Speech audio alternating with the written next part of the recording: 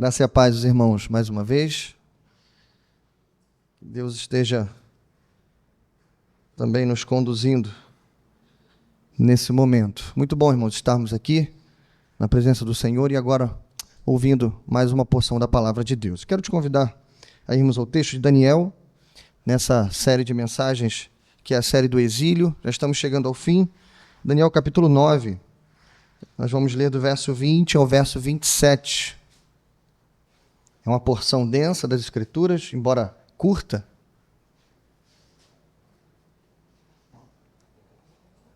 A famosa 70 semanas de Daniel. Vamos trabalhar esse texto sobre o tema Deus prova o seu amor aos exilados. Vou repetir. Deus prova o seu amor aos exilados. Agora saiu. Daniel, capítulo 9, a partir do verso 20.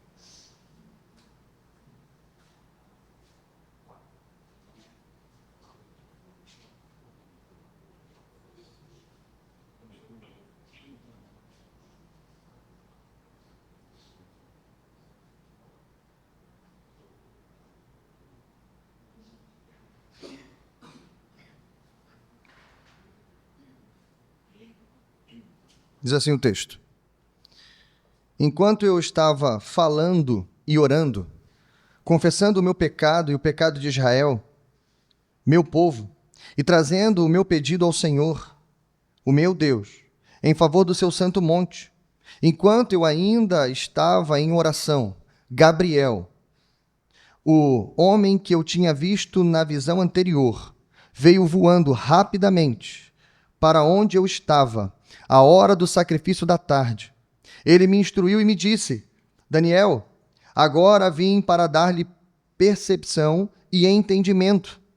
Assim que você começou a orar, houve uma resposta que eu lhe trouxe, porque você é muito amado.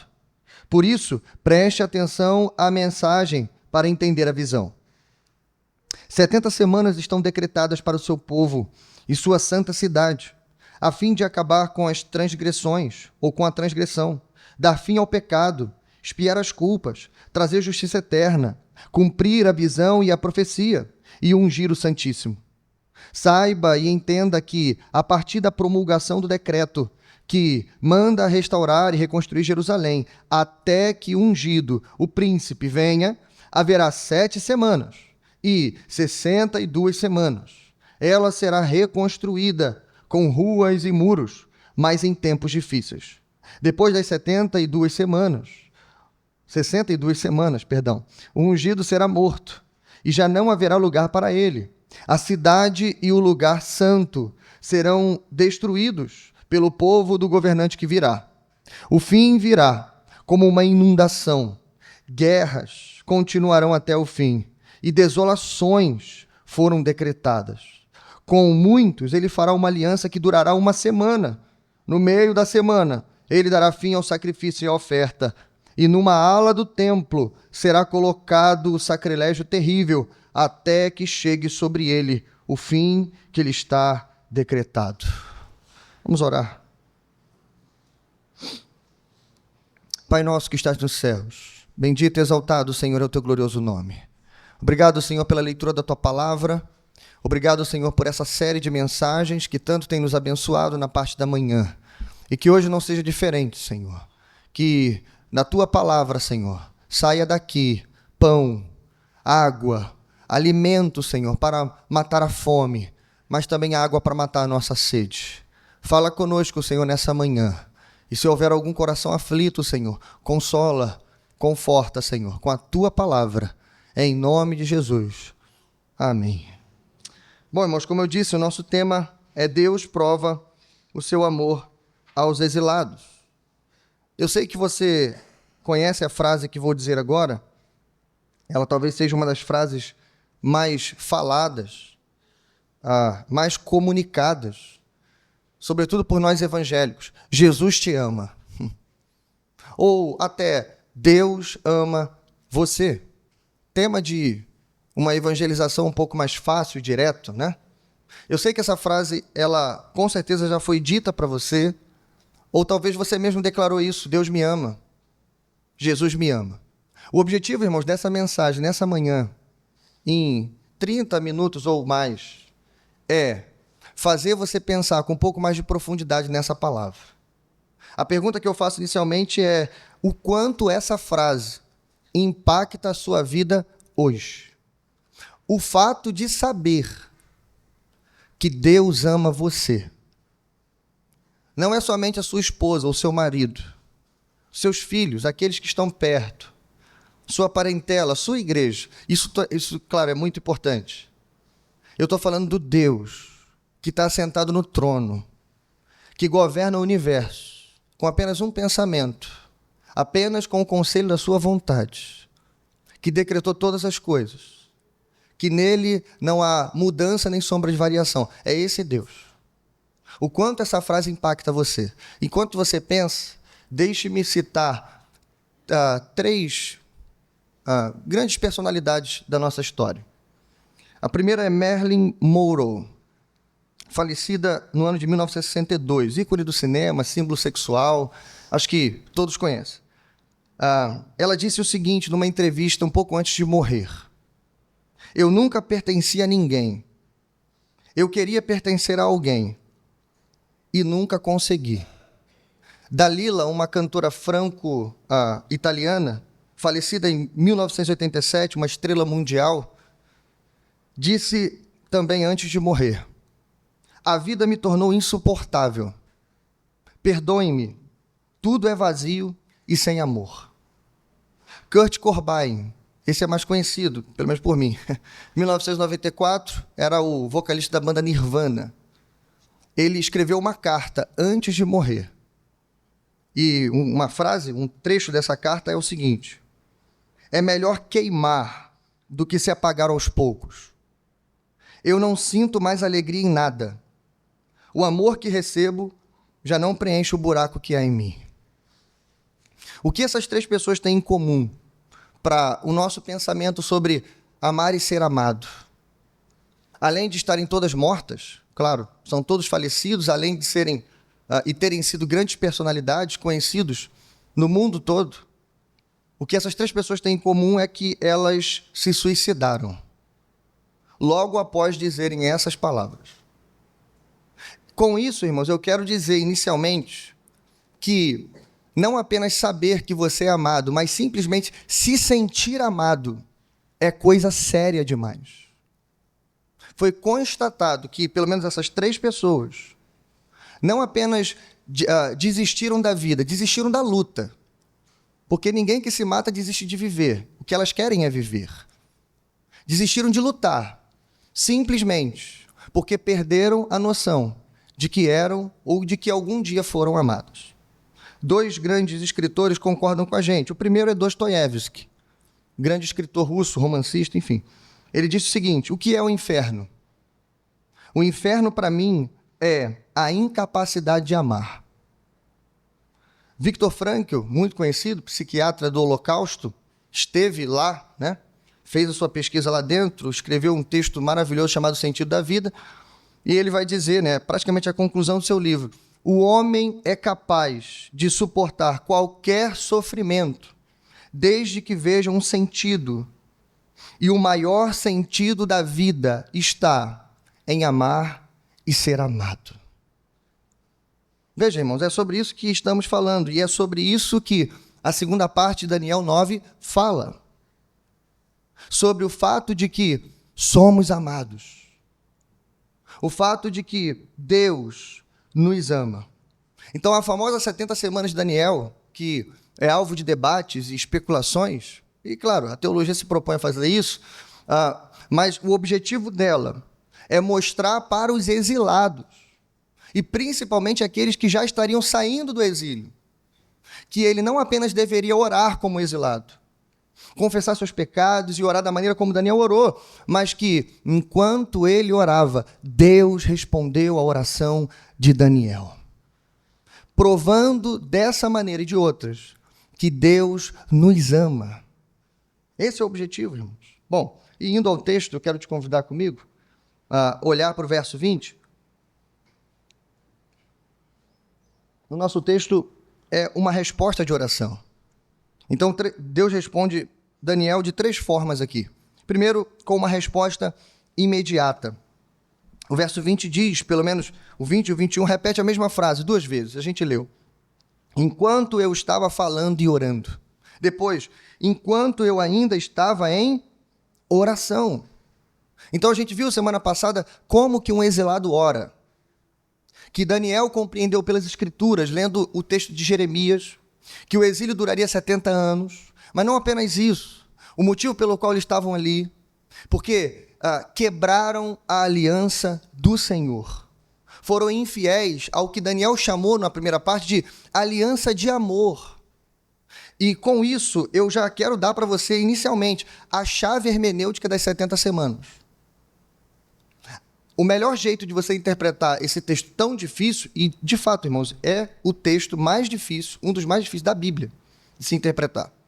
É a chave hermenêutica, ou a melhor forma de você interpretar esse texto, é você focar no motivo da oração de Daniel. Até porque esse texto todo é a resposta de uma oração. Então, o que Daniel orou? O que ele pediu? O que ele confessou? Primeiro, ele acabou de ler que o exílio duraria 70 anos. Pelos cálculos que se faz, né, provavelmente tinham só 2 anos para completar 70. 2 anos depois já seriam libertos. Então Daniel entendeu, olha, a legitimidade do exílio. Estamos aqui por culpa nossa. Nós quebramos a aliança. Nós pecamos, eu e meu povo. Por isso ele confessa os pecados. Mas ele diz mais ainda. Nós não só quebramos a aliança, essa aliança de amor, mas a própria aliança cabe restauração. Então, Senhor, vê, ouve, age. E Daniel faz um pedido inusitado. No finalzinho da oração, no verso 19 ainda.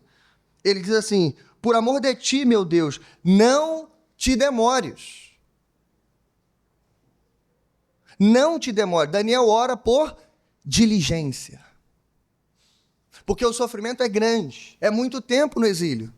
Ele leu a palavra, ele ora e pede ao Senhor, e ainda clama no meio de toda essa petição, Senhor, vem rápido. Percebe, irmãos, em primeiro lugar, isso aqui é uma resposta imediata. Então eu diria que a primeira prova de amor que Deus dá ao exilado Daniel, e por consequência a todos os outros, é uma resposta rápida. O texto diz, enquanto eu ainda orava, o anjo chegou. Irmãos, que coisa maravilhosa. Que coisa espetacular. E isso aqui já é o primeiro combustível, usando a palavra do Levito semana passada, que a gente tem que pegar essa manhã. A primeira palavra de encorajamento para a sua vida é justamente essa aqui. Ele orou no verso 19, Senhor, ouve. Senhor, perdoa. Senhor, vê, age. Por amor de ti, não te demores. A gente terminou a semana passada aprendendo como orar como exilado, mas a gente termina com uma pergunta. Será que Deus vai ouvir? Será que Deus vai responder, irmãos? E o texto de hoje está dizendo com um sim, em letras garrafais para a gente. Sim, Deus ouve, Deus vê, Deus age, Deus vem depressa.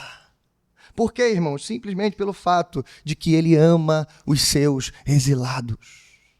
E veja que no texto ele manda um anjo. Mas não importa muito para a gente se esse anjo vem com asas ou sem asas. Sei que você me entendeu. Não importa muito se ele usa pessoas ou circunstâncias. O que você tem que lembrar essa manhã, logo de início, é nós servimos um Deus que responde às nossas orações. Às vezes, as orações mais específicas que fazemos. Os pedidos, às vezes, mais incomuns. Vem depressa. Ele veio. Ele respondeu. Mas, em segundo lugar, essa não é só uma resposta rápida. Essa é uma resposta amorosa. Veja o que diz o verso 22 e 23.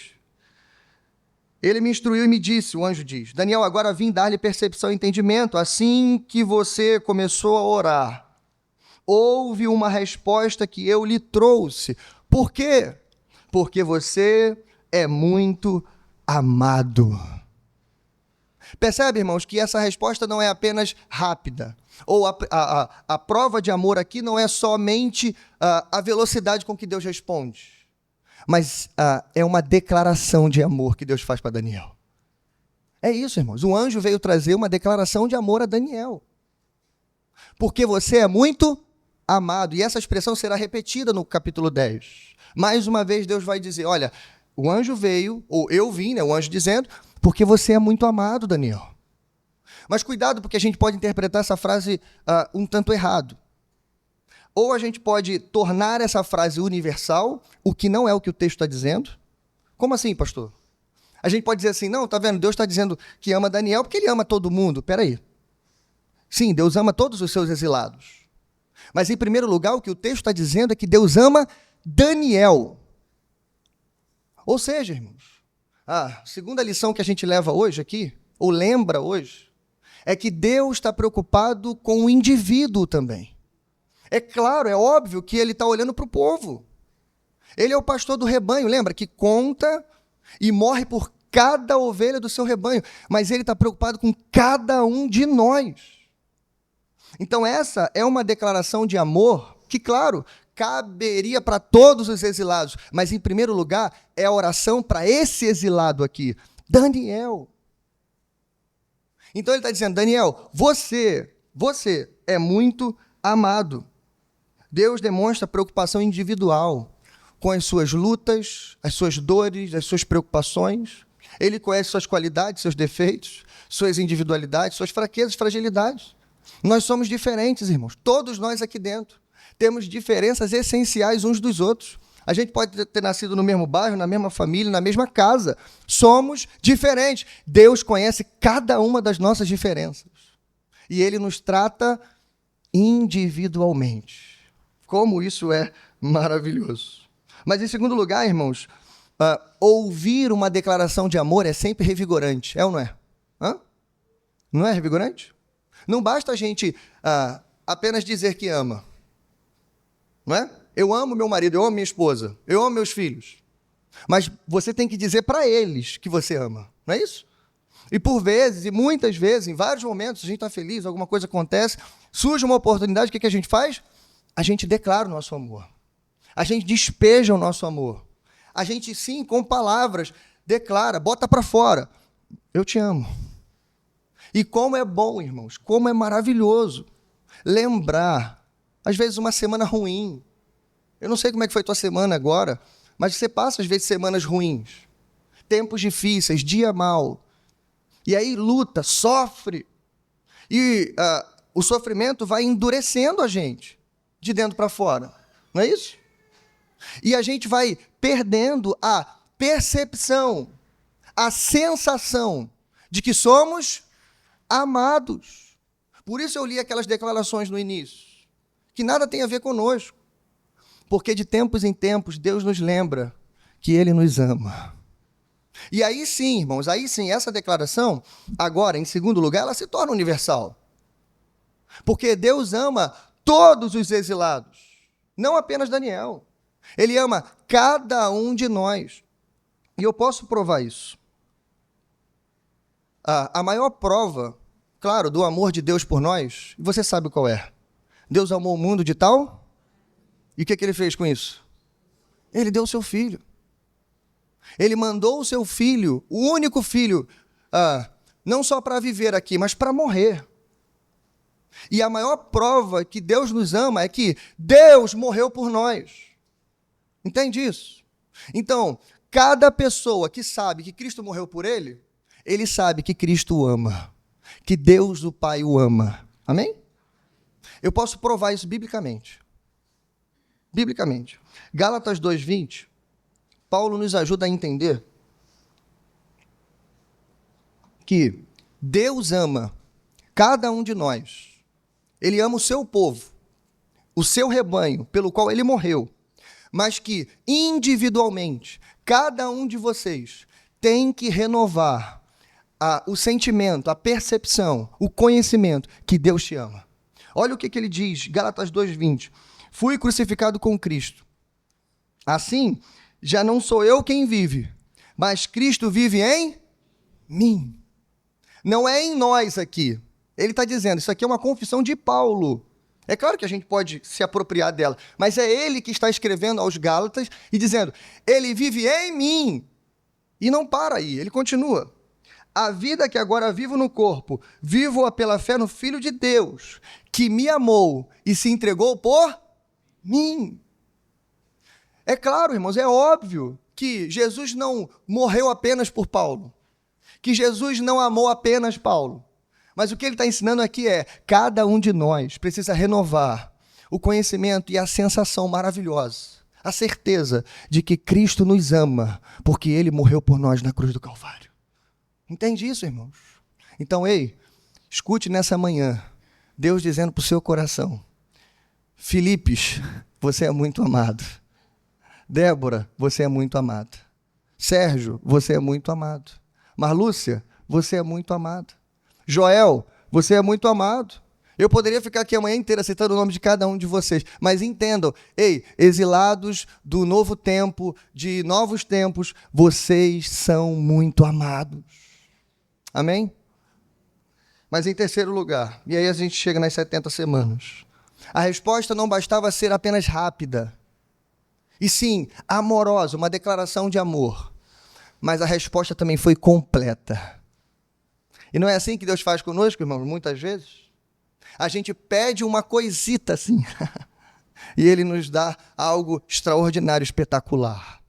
Nos surpreende no meio do caminho. Você entende que Daniel está orando por 2 anos à frente? Sabe o que Deus vai fazer? Deus vai mostrar para Daniel toda a história da redenção. É como se Daniel dissesse assim, Senhor, eu não pedi nem para ver isso. Eu só queria ver a libertação do meu povo, eu só queria ver o Senhor nos levando de volta para casa, para Jerusalém. O Senhor me mostrou tudo. Ele ainda mostrou, irmãos, a plenitude dos tempos, o ungido morrendo. Ainda mostrou de uma forma indireta como que a vitória seria alcançada. Isso é vitória completa, resposta completa para a gente. Bom, é claro, irmãos, que eu não estou aqui para resolver os problemas das 70 semanas e nem tenho tempo para fazer isso. Então a gente vai aplicar um método muito simples ao texto, inclusive hermenêutico. O método que a gente vai aplicar para entender 70 semanas é basicamente isso. Que a gente está interessado essa manhã em entender apenas o que Daniel entendeu. Compreenderam aqui? Em Daniel não existia milenismo, pré-milenismo, pós-milenismo, pré-tribulacionista, pós-tribulacionista. Não existia isso, ok? Não existia. Daniel ainda não tinha nem conhecido o Messias, ele não sabia nem de que família viria, como viria, quem seria ele, o nome dele. Daniel não sabia nada disso. Nem Daniel, nem os exilados, nem os pós-exilados. Então, a gente está interessado em saber aqui, em poucos minutos que temos, no que eles entenderam. E você vai se surpreender com o que eles entenderam. E claro, irmãos, o que eles entenderam é suficiente para a gente hoje, que vive nesse tempo da história da redenção. Olha isso. 5 mensagens dentro das 70 semanas. Por favor, não esqueça disso, agarre isso, anote e fique com você para o resto da sua vida. Primeiro, Deus está expandindo a escala temporal de Daniel. 70 semanas no original significa 70 setes. É isso que significa no original. Ou, como alguns traduzem, 70 vezes 7, que dá um cálculo de 490. Não é isso? 490.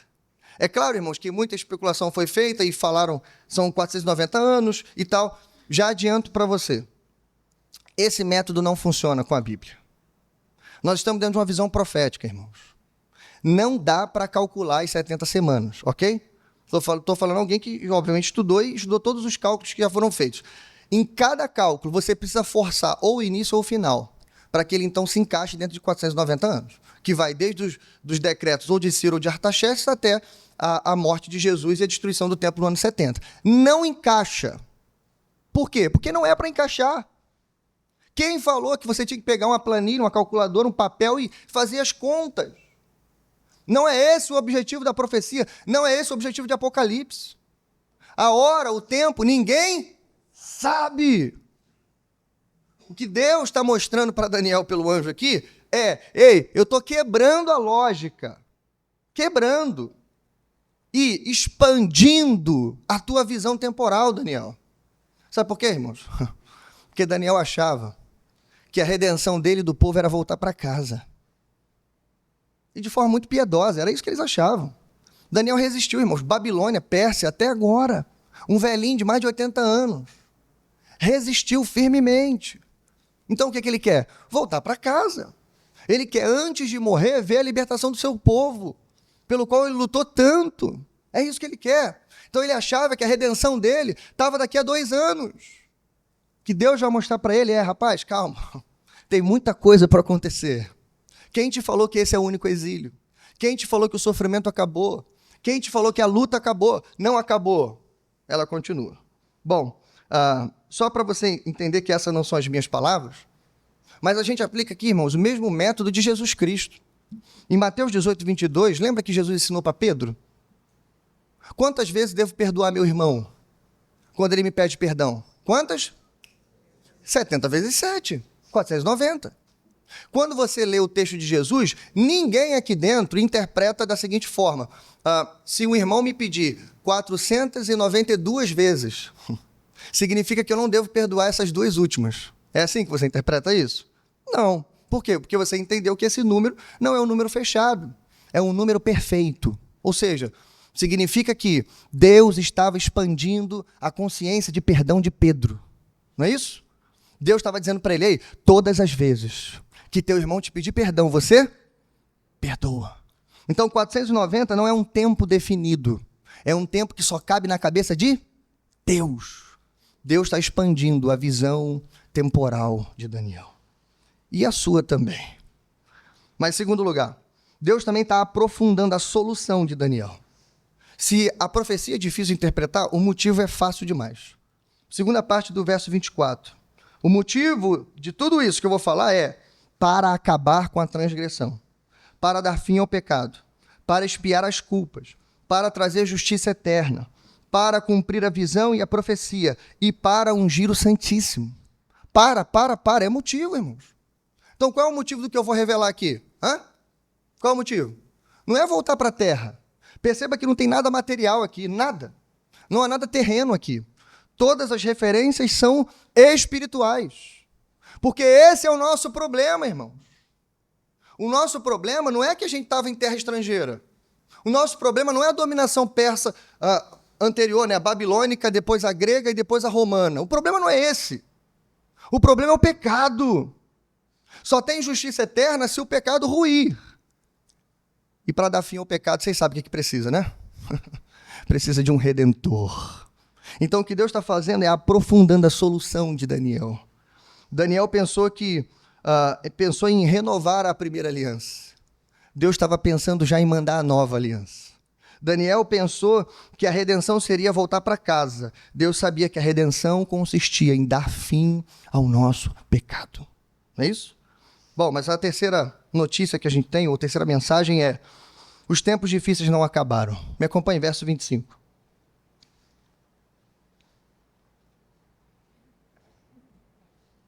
Saiba e entenda que a partir da promulgação do decreto que manda restaurar e reconstruir Jerusalém, até que o ungido, o líder, venha, haverá 7 semanas e 62 semanas. Ela será reconstruída com ruas e muros, mas em tempos difíceis. O exercício para você entender o que Daniel e os exilados entenderam é muito simples, sabia? Eu vou explicar para você. Já viu quando alguém tenta te contar uma coisa e você está tão nervoso, você sabe que você não vai decorar tudo que aquela pessoa está falando.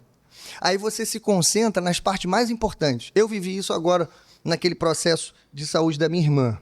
Às vezes os médicos davam notícias para mim ou para o meu cunhado. Aí quando dava para mim, eu estava tão nervoso, esperando talvez uma notícia ruim e não querendo ouvir, que algumas coisas que os médicos falavam, minha mente apagava. E eu sabia que isso ia acontecer. Só que eu tinha que repassar a notícia, entende? Aí o que eu fazia? Eu falava: Senhor, me ajuda a gravar alguma coisa do que vai ser falado aqui. Aí eu gravava coisas assim, cirurgia, emergência, amanhã. Assim. Aí depois, né?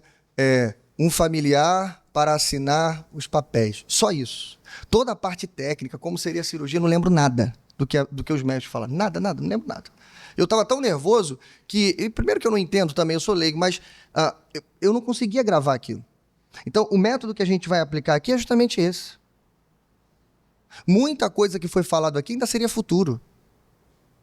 Para eles, claro, pode ter sido motivo de especulação, mas ninguém chegou na conclusão certa. Mas algumas coisas aqui bateram, irmãos, firme naquele momento. Imagine você, tenho mais de 80 anos, vivi no cativeiro, falta 2 anos para a gente ir embora. E a coisa que você ouve é, ei, vocês vão voltar. O verso 25 é a resposta imediata que Daniel precisava. É ou não é? É a resposta aqui, veja, vai ser promulgado um decreto. E de fato vai. Daqui a 2 anos Ciro vai promulgar o decreto, que vai retornar o povo todo. Vai restaurar e reconstruir Jerusalém. Até que o primeiro ungido, é assim que ele é chamado, né? Que provavelmente aqui é Esdras, que aponta para Cristo, venha, haverá 7 semanas, ou seja, num período muito curto. Vocês vão voltar e vão reconstruir Jerusalém. Ok? Vai reconstruir o templo. Mas como que será isso? E aí ele termina dizendo, ela será reconstruída com ruas, muros, tudo que tem direito. Mas em tempos difíceis. Você percebe que o que os exilados e pós-exilados só vão gravar na mente do verso 25 é tempos difíceis. Achei que a paz eterna viria. Achei que agora era o tempo da justiça eterna. Não, ainda não. Os tempos difíceis não acabaram. Não foi exatamente isso que Jesus disse para os seus discípulos? Perto dele ir embora, ele disse, gente, no mundo tereis aflições. É ou não é? Mas tende bom ânimo. Eu venci o mundo. Essa mensagem já dura 2000 anos. E ela vai continuar ecoando enquanto a humanidade durar, enquanto o fim não vier. Tempos difíceis e trabalhosos, irmãos, ainda nos esperam. Mas a nossa alegria é que Deus não escondeu de nós.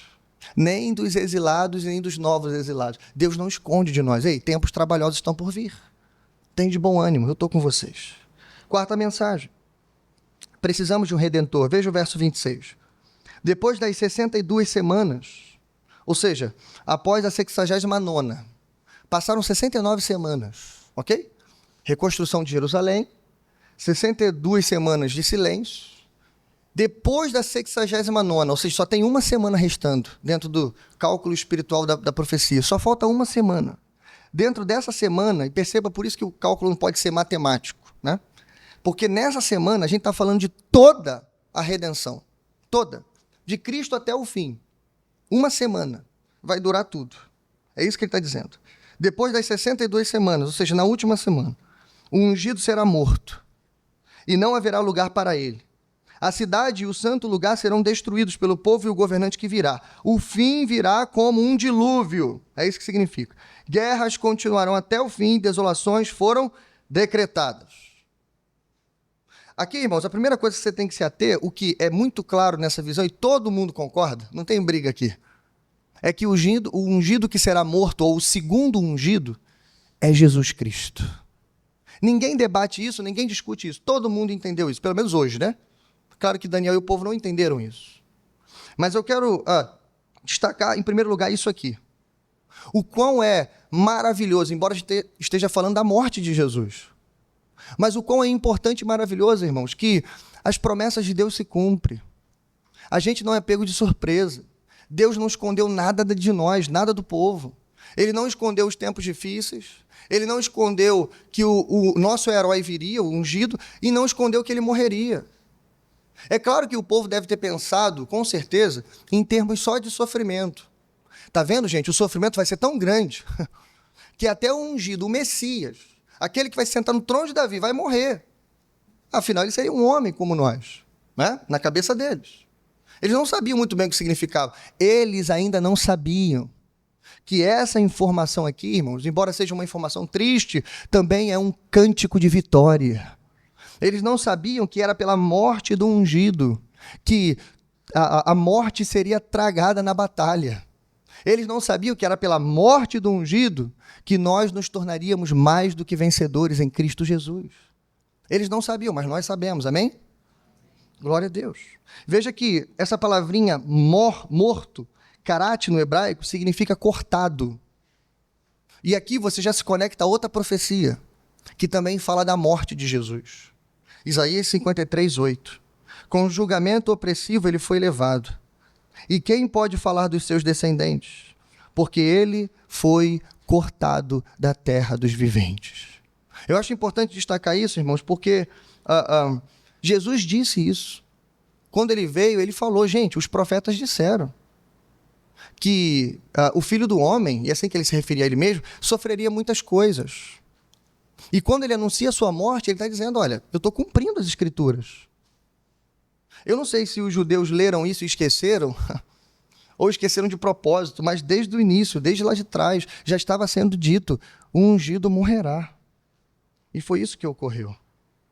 Bom, irmãos, é claro que a redenção final, a justiça eterna que nós lemos, ainda não viria nesse momento. Esse momento é chamado de plenitude dos tempos, né? É o clímax da história.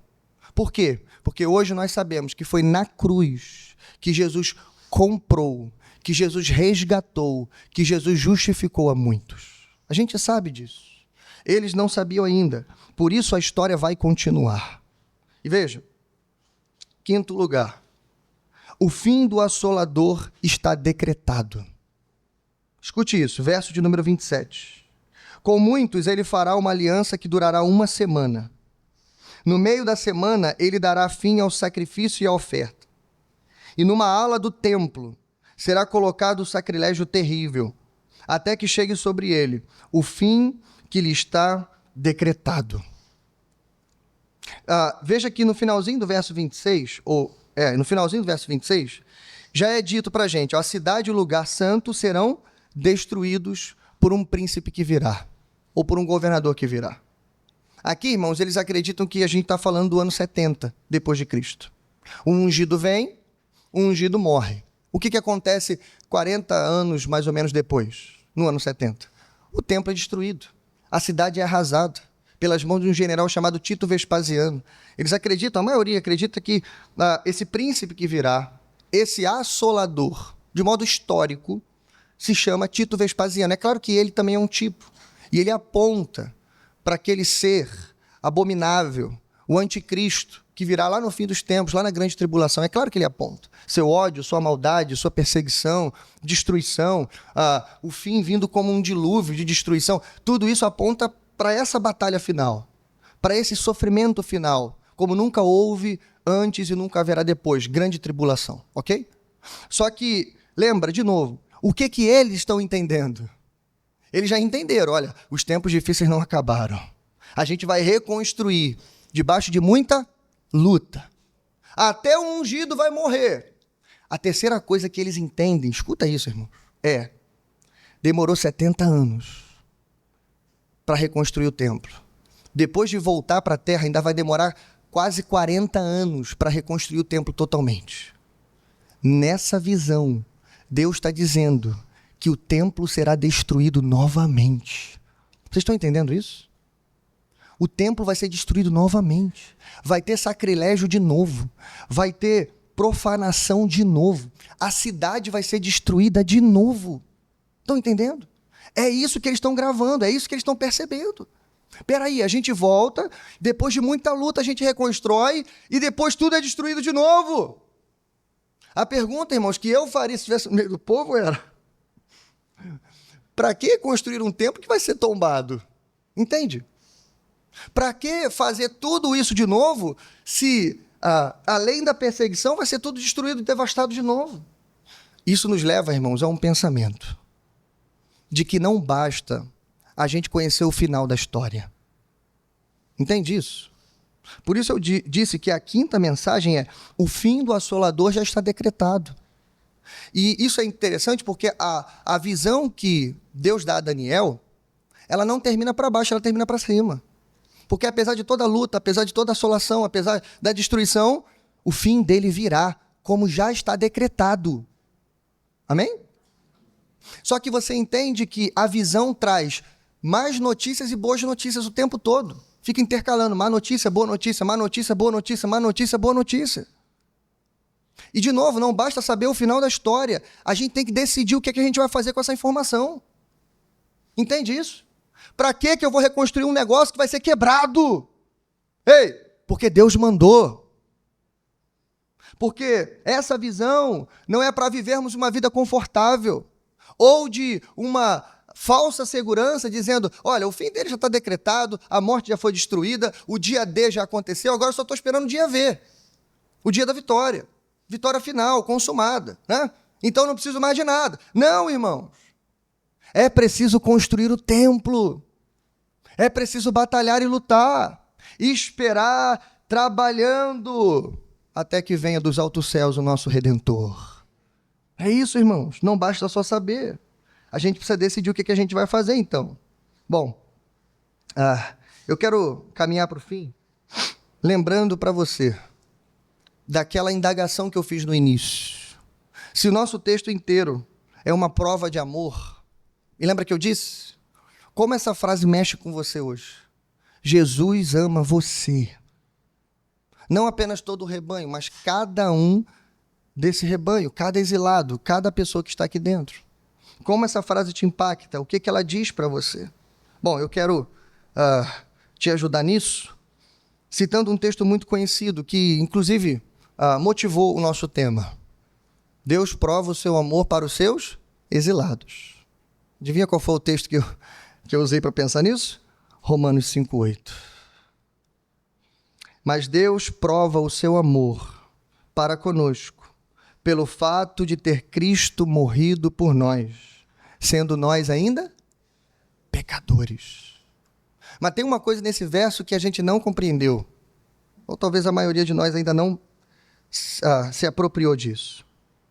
É a palavrinha que é traduzida aqui por prova. A NVI traduz essa palavra como demonstra. Por isso eu não usei a NVI nesse verso, porque ela diz assim, Deus demonstra o seu amor para conosco, Cristo morreu por nós, sendo nós ainda pecadores. Essa palavrinha grega é sinistemi, e ela é uma junção de duas palavras que significa colocar alguém do seu lado. Por isso a palavra prova, ela traduz melhor o texto. E eu vou explicar isso para você. Imagine uma diretora de colégio, de escola, Fundamental 1. Não é isso? Acho que é. Vai até o 9º ano, é isso, irmãos? Me ajuda aí. Muda tanto que eu nem sei, mas é isso aí. Vai até o 9º ano. Imagina que ela quer encorajar um aluno do 1º ano. O que ela faz? Ela traz o aluno aqui na frente e diz, gente, aqui, ó, estamos com um aluno fulano de tal, aluno do 1º ano, está começando a sua jornada, tem 8 anos pela frente, não é isso? Como é que ela vai encorajar? Ela vai pegar o melhor aluno do 9º ano. O aluno que já passou em provas de concursos para outros colégios, o aluno que tirou as melhores notas, o aluno que é exemplo de comportamento, né? O aluno que todo mundo conhece na escola, e ela pega aquele aluno e faz o quê? Coloca do lado desse aluno do 1º ano. E aí diz para o aluno do 1º ano, tá vendo? É assim que você tem que ser. Se você seguir uma vida de dedicação, de bom comportamento, estudo e tal, você também vai ser como o aluno do 9º ano. Entende, irmãos? Você percebe o que Paulo está usando para mostrar para a gente o que Deus fez por nós? Por isso que demonstra não é tão certo colocar aqui. Ele poderia ter usado mostrar, revelar. Por quê? Embora eu disse que Deus prova o seu amor quando ele declara o seu amor por nós, o que Romanos 5:8 diz é que esse amor não é apenas palavras. Ele não é apenas dito para nós. E de fato isso nos revigora. Mas não foi apenas com um estalar de dedos, não foi apenas com uma solução fácil que Deus provou o seu amor para conosco. O restante do verso dá conta de dizer, Cristo morreu por nós. Entende isso, irmãos? Paulo está usando uma palavra pessoal, relacional. Ei, ele veio até nós. Ele se colocou do nosso lado. E para se colocar do nosso lado, primeiro ele teve que se colocar no nosso lugar. É isso, irmãos. Lembra? A maior prova de amor de todos os tempos. Deus não só se fez carne, isso já era uma humilhação extraordinária, mas ele morreu na cruz por nós. Essa é a prova de amor. E agora ele está do nosso lado. Cristo morreu por nós, sendo nós ainda pecadores.